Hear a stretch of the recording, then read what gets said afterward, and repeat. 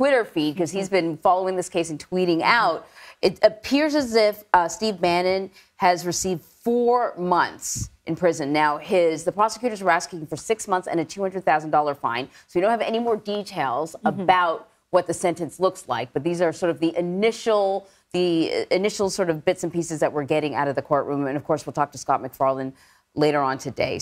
But Jessica, you're here right now, and you can kind of walk us through things legally. 4 months, it looks to be his sentence. Your reaction to that? So it's not what the prosecutors want, but it's also not what the defense wanted. The defense going in this morning said there shouldn't be any sentence at all. The judge really quickly disposed with that and said, no, that's not where we are here. We're going to see some time.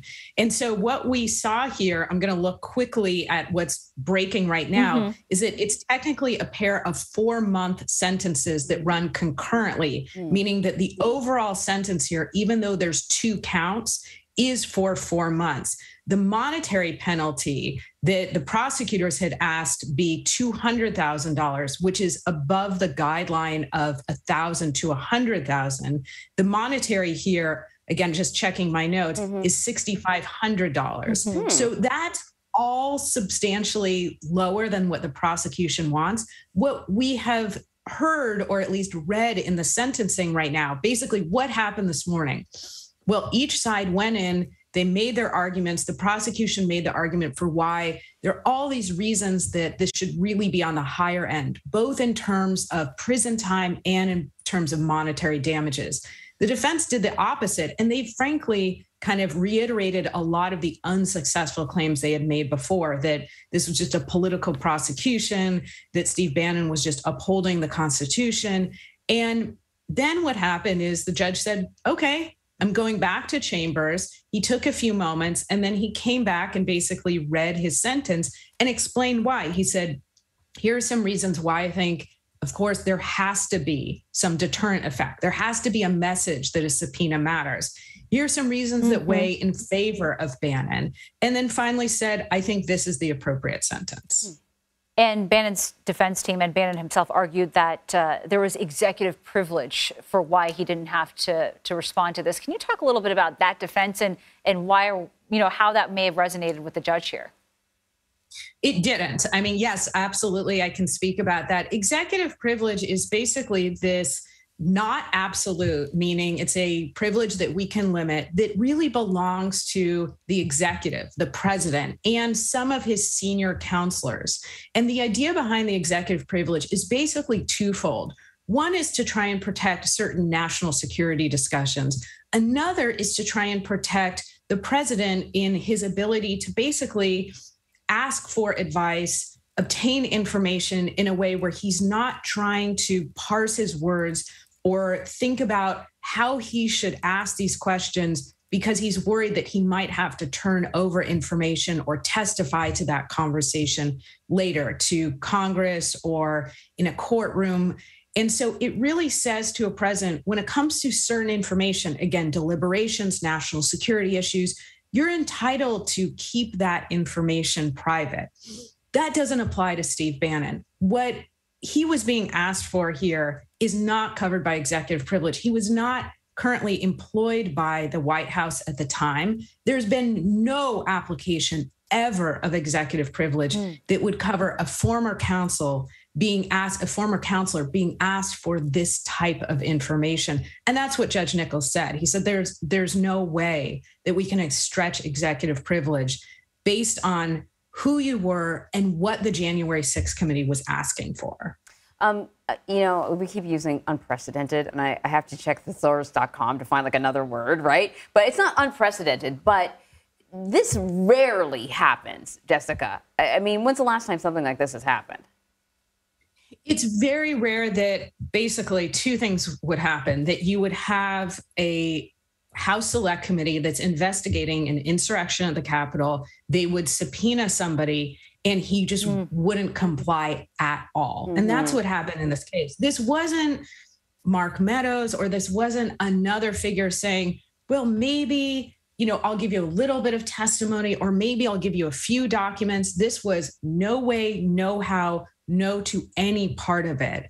And that's really why the House Select Committee said, okay, we're left with no choice but to refer this for a criminal prosecution, which is, of course, what we're talking about right now.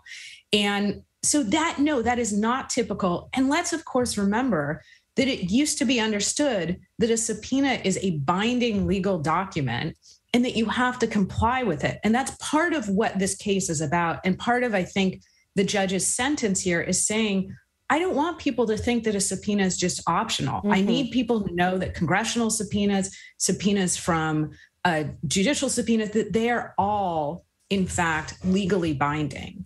And that's part of the message we have. So is it unprecedented? I mean, every step along the way, we can say we've never seen this in our nation's history. Have we had people been held in contempt of Congress before? Yes.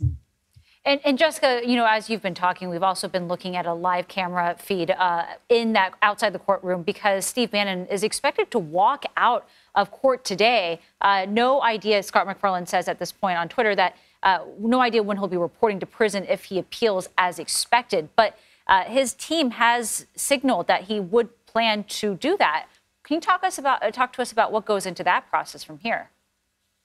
So they're basically going to have to say that the judge made an error, that the judge erred in his application of the facts at issue to the law. I think it's going to be, frankly, a reiteration of the unsuccessful arguments that we've already seen, that Bannon was somehow entitled not to comply with this subpoena, that he was somehow upholding the Constitution by refusing to comply with the subpoena, that the January 6th committee should have gone to court to enforce the subpoena instead of making a criminal referral. None of those were successful below. I think the Judge Nichols in the trial court, he was very careful and circumspect. With respect to the sentence, I don't think there's a lot of room to, or a lot of successful room to appeal here, because the judge did not go outside the guidelines, didn't hit close to the maximum. And in that way, it looks like a very reasonable sentence. Frankly, I think the prosecution is probably upset. They really wanted more here. And so in terms of an appeal, I think what we need to remember is that sometimes those appeals are really political arguments that are wrapped up in legal filings. And on that note, the mandatory minimum sentence here was 30 days, but really this could have gone up to a year in prison, right? They were asking for a year. I think that the more likely, because of sentences running concurrently, and this does get into a very complex area of federal sentencing law, really would have been 6 months. So the judge, it's not nothing. 4 months in prison is certainly something. But in terms of can you appeal this sentence? Does it look like the judge abused his discretion? Does it look like the judge went outside of the guidelines? No, on all counts, right? No, with respect to the length of the prison term, and absolutely not with respect to the monetary damages here. So there isn't, just with respect to the sentence, I think, a good appeal. And again, if you look at the actual finding of guilt, what are you arguing that's new? I mean, what are you possibly saying other than I didn't have to comply with a subpoena based on what I think is, frankly, a totally baseless claim of executive privilege? And let's imagine that claim of executive privilege suddenly does have some heft. Then you say to the January 6th committee, I can't testify on these particular issues because of executive privilege. I can't testify on I can't give you these documents based on executive privilege. You don't just say executive privilege, I'm not coming to talk to you, I'm not giving you any documents. Jessica, just hold on for a minute, because we do have Scott McFarland on the phone now. Scott, you were in the room when we heard the sentencing. Steve Bannon, very defiant on his way in to court. What was the reaction like in the courtroom? He was pretty expressionless in the courtroom, but that said, he was also silent when it was his turn to speak in the courtroom.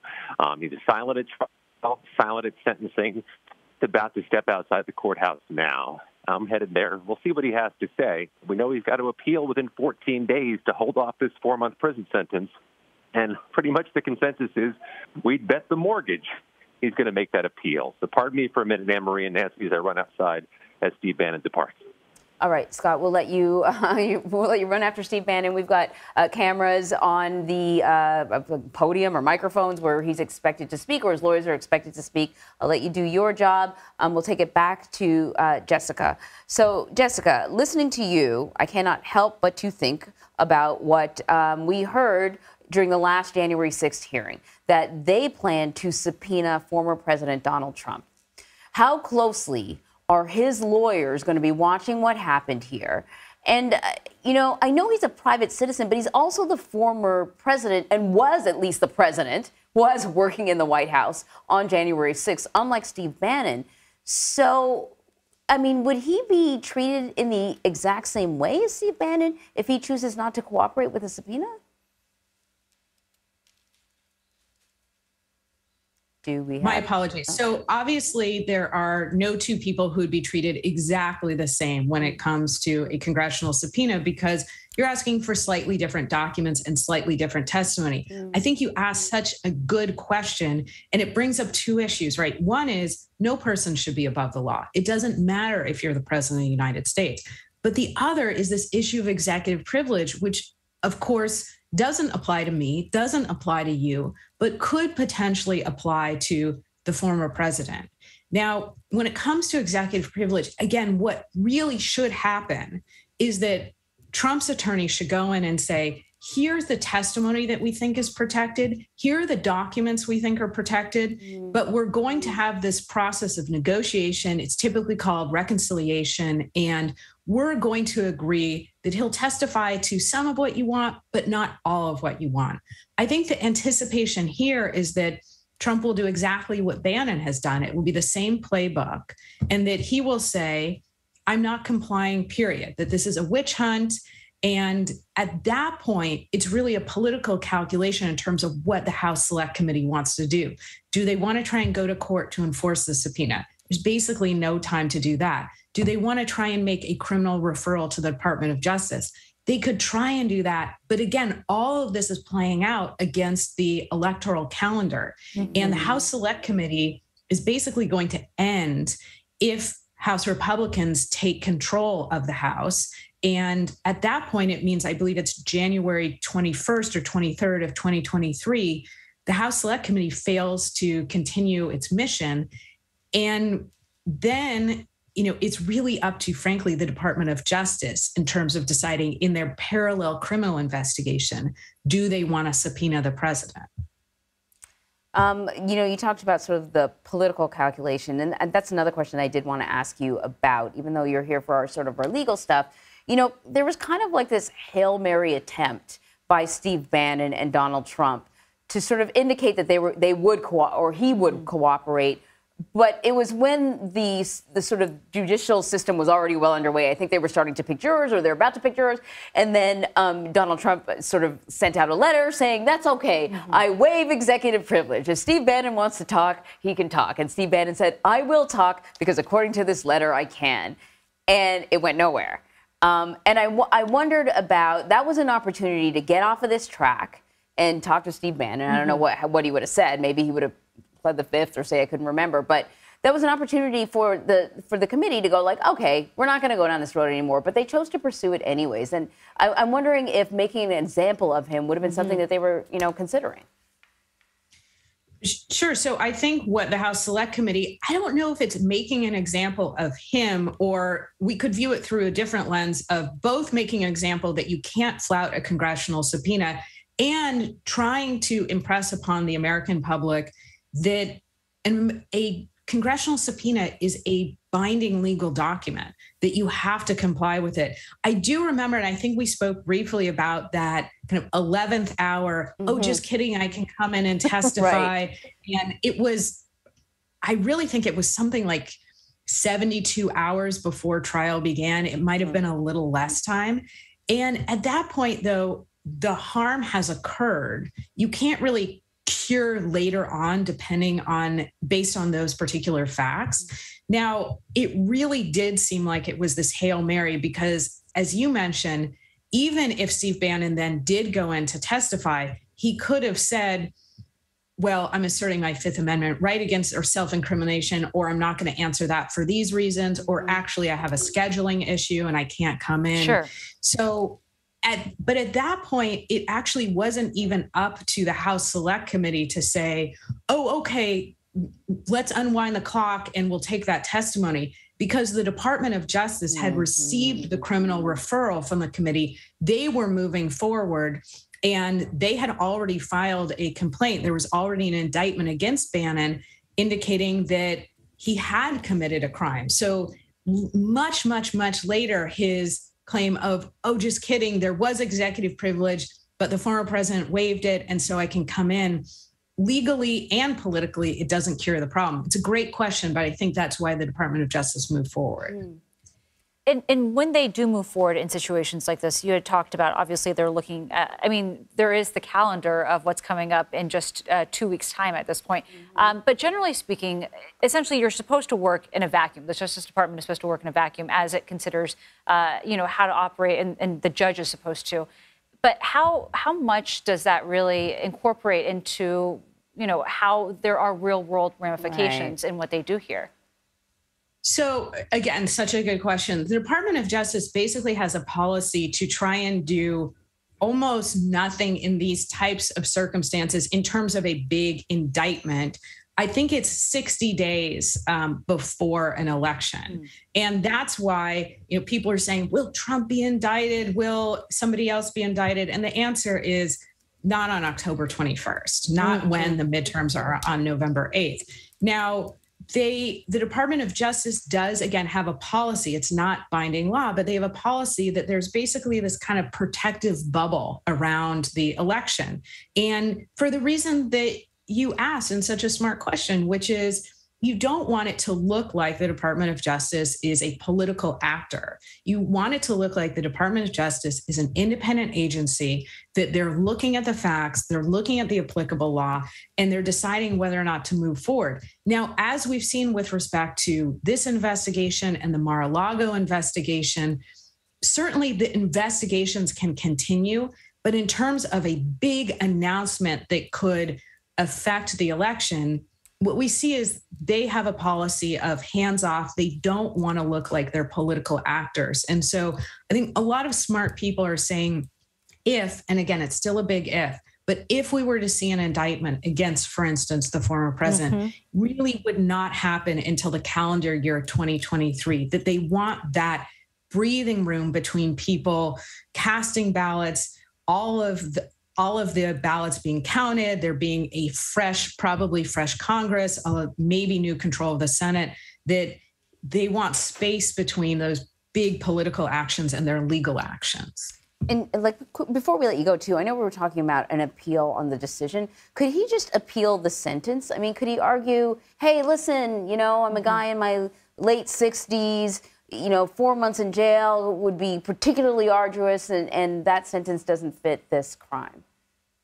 So I believe so. I mean, based on that, I don't think that would be successful. I'm a guy in my 60s, meaning, I'm not a spring chicken, and wow, this is a lot. First of all, and that's why I never went to law school. Well, none of my clients would be successful. Yeah, there's a lot of people who would make that argument, I think, if that was the case. Frankly, I'm not sure that is any less of an argument than that we might see. And I didn't mean that in a pejorative sense. I just mean when we're looking at an appellate court, to a real legal point here, the appellate judges aren't going back in the shoes typically of the trial court judge. They're looking for something different. They're looking for an abuse of discretion. And when you see a sentence that is clearly within the guidelines, and when you frankly don't see extenuating circumstances of issues related, for instance, to his health, you don't see any issues that Judge Nichols failed to consider with respect to aggravating or mitigating circumstances, it's going to be very hard to say, wow, that's a long time in federal prison. I wish you would rethink that. Now, it looks like at this point, Bannon does not have to surrender, that the judge is saying you do have some time to appeal. And I think what I saw very quickly as we were having our conversation, if he doesn't appeal by November 15th, then he does need to turn himself in. So certainly there will be time for that appeal. I mean, but you ask a good question, which is, can you appeal just based on the sentence? I think the answer is yes, absolutely. But you have to come forward with some reason that the trial court judge just failed to exercise his or her discretion in a proper way. Rather than, I just don't like what you decided. Well, I was thinking, you know, a 4-month sentence for a healthy 21-year-old person, I mean, I don't know what his health status is different than a 4-month sentence on a guy who's almost 70. And would that be grounds for some sort of argument? But clearly not. Yeah.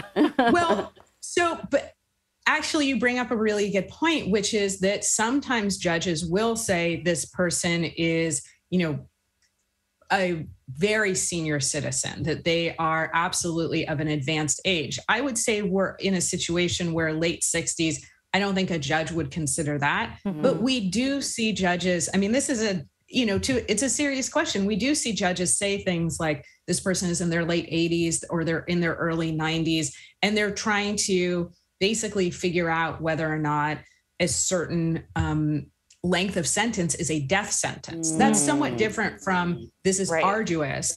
It's whether or not, 4 or 5 months behind prison is basically a life sentence at that point. That makes sense. And I think there are some who would argue 68 is, not quite that old, but that we're talking about the situation that you're bringing up there. But Jessica, thank you very much. We'll make sure to check in with you in just a bit. Meantime, in just a few minutes from now, President Biden will be speaking from the White House. We will bring that to you live. Stay with us. You're streaming CBS News.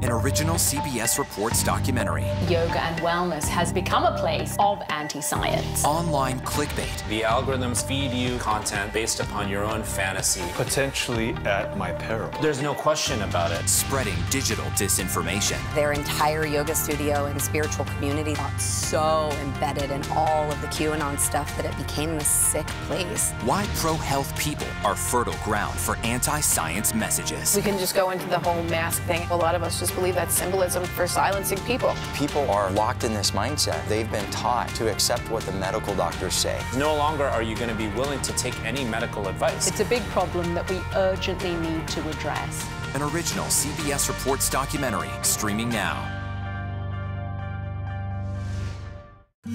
An original CBS Reports documentary. We need to put an end to this territorial status. Will statehood create a better Puerto Rico? So that we have the same quality of life that you see in the States.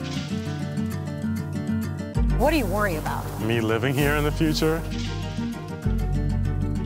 They're giving incentives to non-Puerto Ricans to come to Puerto Rico and extract our natural resources and take over our land. Vacation in Puerto Rico, and in exchange for that, you don't pay taxes. Why would I allow somebody who abused me for 123 years to then consume me?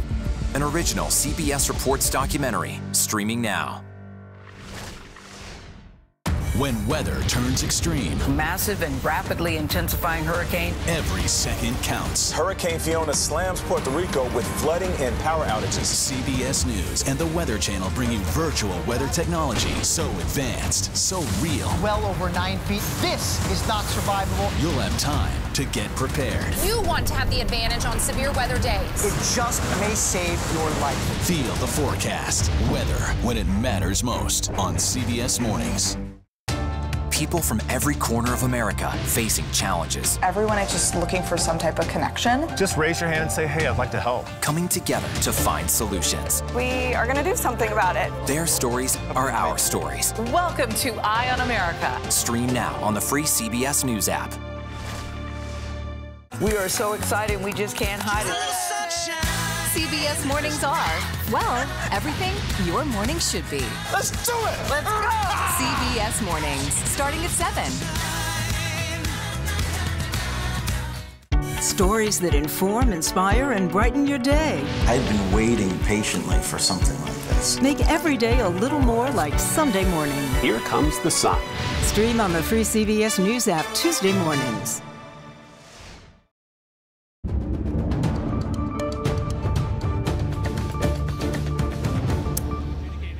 All right, back to our breaking news. Steve Bannon receives a 4-month sentence for his contempt of Congress charge. He spoke just moments ago. Let's listen.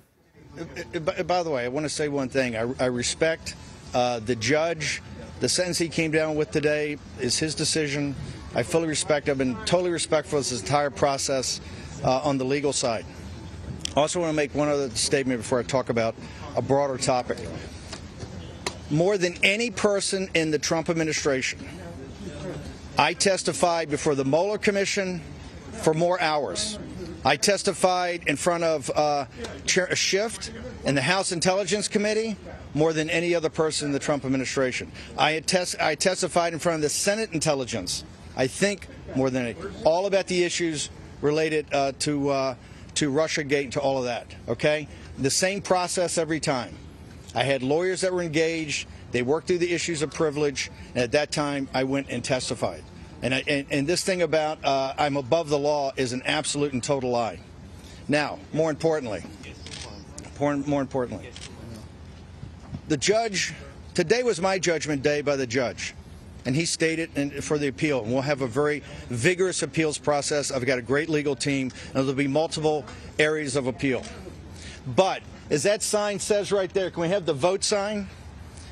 On November 8th, on November 8th, there's going to have judgment on the illegitimate Biden regime, and quite frankly, the Nancy Pelosi and the entire committee. And we know which way that's going. Either they've already been turfed out, like Liz Cheney, right, or have quit, like Kinzinger and other the Democrats, or they're about to be beaten like Luria and others, or they will lose their power and become a minority, and Nancy Pelosi and Chairman Thompson, all of it. This is democracy. This is democracy. The American people are weighing and measuring what went on with the Justice Department and how they comported themselves. They're weighing and measuring that right now, and they will vote on November 8th. They will hang on. They will vote. Hang on. They will know. They will know. Can I go ahead and finish? Can I? Thanks. On November 8th, the American people will raise judgment, and we will groom. The Biden administration ends on the 8th evening of the 8th of November. And some other thing is that the Department of Justice, Merrick Garland, will end up being the first Attorney General that's brought up on charges of impeachment, and he will be removed from office. Thank you very much.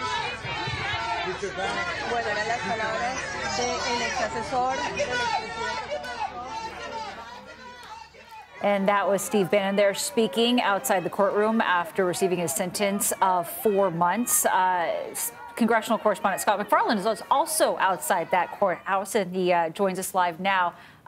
Scott, you know, he received that sentence for defying a subpoena from the January 6th committee, but seemed to have a lot to say there. Well, let me say this. We were trying to interject some questions into that long stem winder of a speech from Steve Bannon, including why he remained silent, not just at sentencing today, but at trial. He wouldn't answer questions. He touched me by the wrist to kind of shoo the question away, and then moved on, got in his Suburban, and took off with his security. That's the pattern of this case for Steve Bannon. He says a lot outside of court, doesn't take questions from journalists, doesn't speak in the court, didn't speak before the judge at any segment of this criminal prosecution. So he is where he is now, facing a 4-month federal prison sentence, a $6,500 fine, but that sentence is held in abeyance. It can be delayed for quite a while as he initiates and completes an appeals process. The judge gave him that latitude that Bannon, so long as he files the appeal within 14 days, can hold off reporting to prison. That could go months. That could go many months. Steve Bannon's likely going to be a free man for quite a while. Yeah, he certainly in that statement displayed some humility towards the court and the judge, probably because he knows, come appeal time, you don't want to be sort of shooting off at the mouth about the judge, but then everything else was pretty much on brand, what we're typically used to hearing from him. So that brings me to sort of moving forward. You told us when he has to file for an appeal. Any sort of idea on what grounds he would file for an appeal? Yeah, they've been seeding this plan throughout the process, almost before the trial, planting these seeds for a likely appeal, arguing executive privilege could apply, that the mandatory minimum that the judge accepted in this case shouldn't have applied. This case is a unicorn. The judge indicated as much, that there isn't a whole lot of precedent for this type of singular, high-profile contempt of Congress case. It's possible Bannon's defense team latches onto that as they make an appeal. But this judge has given Bannon quite a bit more latitude because he allows him to stay free through the appeals process, partaking in his defense, continuing to talk on his daily show to millions of people, and, as has been the case, allowing Steve Bannon to opine before national TV cameras outside the courthouse to make his political arguments. Each time Bannon has talked to reporters outside the courthouse, I've noticed something. He blends in a compliment to the judge or to the jury. That's noteworthy. The judge heard about that during sentencing today, that Bannon has not criticized the court or criticized the jury. That may have been relevant in the leniency shown by the judge in allowing Bannon to remain free.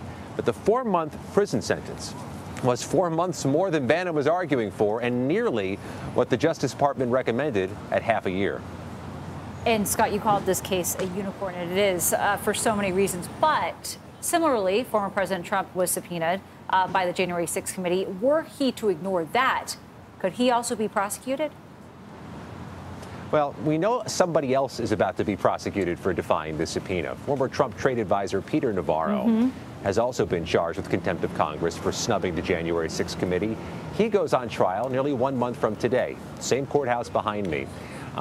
So no doubt he saw what happened here, a conviction by a D.C. jury in about 4 hours, if you incorporate the lunch break the jurors took, and you see a judge giving the prosecutors a sentence very close to what they recommended. But there's been no indication in the court filings or in the words uttered by Peter Navarro that he's considering a plea deal. It appears this case is on a trajectory towards a trial right here in 4 weeks. And we'll see if the outcome mirrors what happens to Steve Bannon. Scott McFarland, thank you very much. We appreciate it. And we are also standing by right now for remarks from President Biden. He is set to discuss the economy, and we will bring that to you live when it happens. Make sure you stay with us. You're streaming CBS News.